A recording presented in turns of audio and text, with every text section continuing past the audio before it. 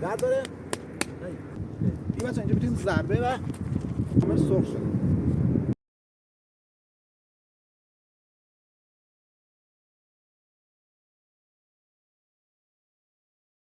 سلام دوستان، حال دلتون خوب باشه.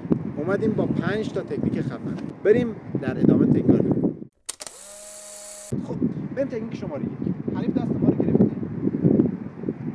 دست اول باز میشه. دست کامل باز میشه. با یه چرخش ساده دست ما پشت دست حریف قرار میگیره. پشت دست حریف رو نگه می‌داریم. این یکی دست پشت دست حریف. با کل کتف و بدن فشار میاریم به سمت حریف. فشار میاریم سمت حریف. حریف اینجا تسلیم میشه و میکشیم رو به حریف کاملا تحت اختیار ماست. مثال دیگه اومده دست ما رو گرفته. همون تکنیک فقط از زاویه دیگه. یک چرخش دست ما پشت دست حریف قرار میگیریم.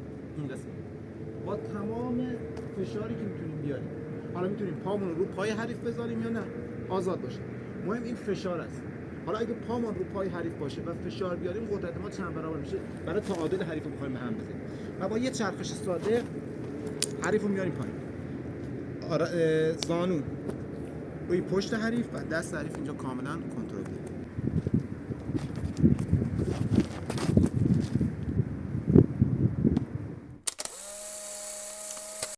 دوستان بریم برای تکنیک دوم. این بار میخوایم با دست موافق، یعنی دستی که روبروی ما هست. دست مچ ما رو میگیره حریف، دست ما رو گرفته، محکم گرفته. دست ما رو گرفته، یک فقط چرخش از آرنج حریف استفاده کردیم از دست خود. یک، دو، دست حریف 4 تا انگشتش رو کنترل میکنیم و دستمون برمیگرده سمت دست حریف. اینجا با دستمون یه شوت میدیم سمت حریف. الان این مفصل کامل قفل میشه. وقتی این شوک رو میدیم مفصل دستش کامل قفل میشه.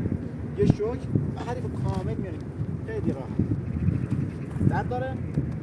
این دیگه ضربه هم بزنیمش. خب یک، دو، یه شوت به سمت حریف. دست حریف قفل شده. درد داره؟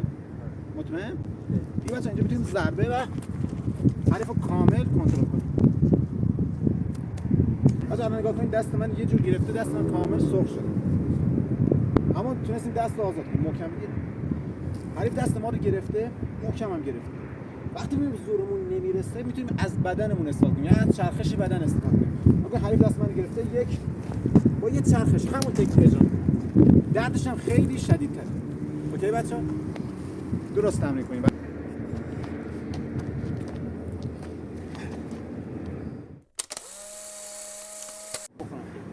اینجا من تنها کاری که میکنم کنترل دست حریف رو نگه میدارم تا جایی که بتونم و هر چقدر تونستم اینجا دست حریف.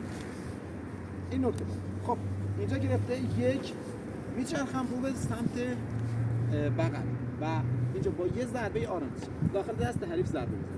یه بار دیگه حریف دست من گرفته، یک میچرخم، یه ضربه آرنج، دستم میاد بالا و با تمام فشار اینجا دست آزاد میشه.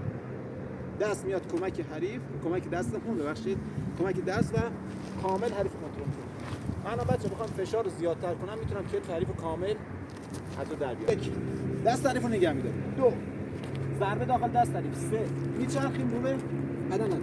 اینجا دیگه دست آزاد، چون اینجا داریم فشار میاد. اینجا کنترل دست، با جفت دست فشار میاریم مستقیم رو به پایین و میکشیم رو بدن. اینجا کامل دست تحت کنترل داره. درد داره؟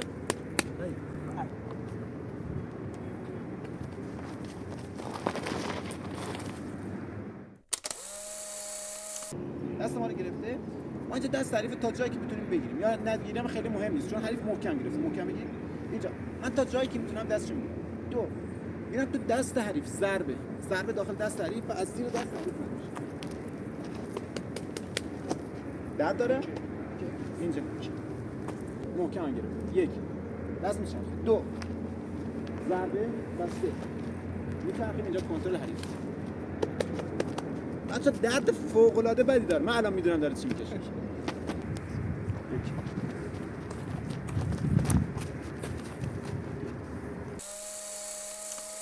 از جلو دست ما رو حریف گرفته، جفت دست ما رو از جلو گرفته. بچه دقت کنیم، ما این قسمت دامن حرکت داریم.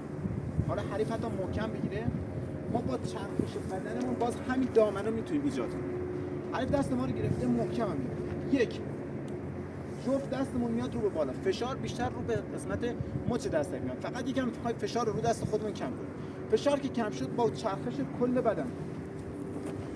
کل بدن آزاد میشه. چرخش آزاد میشه. یه دست حریف دست ماست، یه دستش هم داریم کنترل می‌کنیم. اینجا من میتونم حریف کامل از اینجا واژگون کنم که من به خاطر رفیقمون یکم هوا شده کنیم. دست من میارم روی یه دست، فشار میام روی یه دست. اینجا کامل حریف کنترل کردم. اینجا کاری انجام بدیم. یک دو دست حریف رو از این قسمت میگیریم، فشار روی دست اینجا توی حریف کامل کنترل. اوکی. حالا میتونم با آرنج ببخشید زانو من خودم بیشتر قاطی کردم، یا با آرنج فشار رو بیشتر.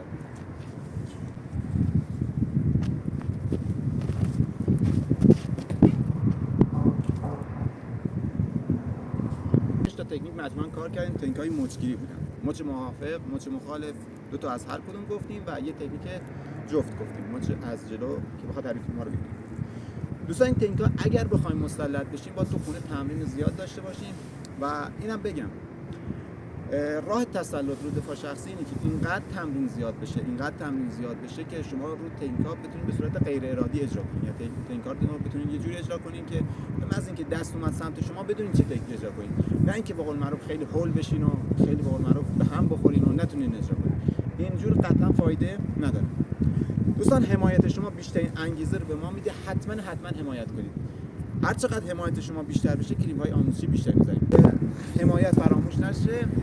موفق و پیروز باشید. بریم ان شاءالله تا ویدیوی بعدی که همراهتون باشیم. موفق و پیروز باشید.